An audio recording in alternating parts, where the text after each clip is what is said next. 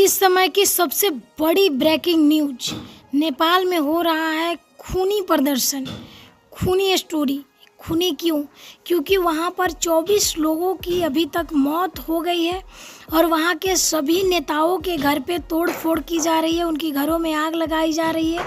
उनके घर के बाहर जो भी कार्ड बैन पड़े हुए हैं उसको आग के हवाले किया जा रहा है। दोस्तों, आपको बता दें कि नेपाल में माहौल काफ़ी गरमाया हुआ है, काफ़ी तनावपूर्ण है। और ये प्रदर्शन क्यों हो रहा है? हाल ही में अमेरिका के कुछ ऐप्स बैन कर दिए गए थे, जिसके कारण युवाओं भड़क गए और उनमें से कुछ स्कूल से निकलते युवाओं को गोली मार दी गई थी।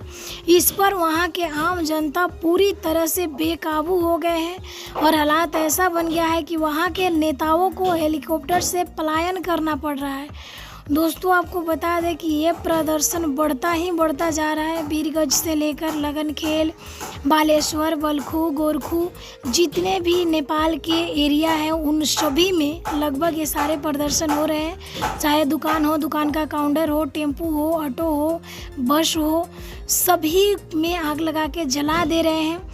यहाँ तक की खबर ये है कि अब एयरपोर्ट को भी बंद करने की सूचना मिल रही है।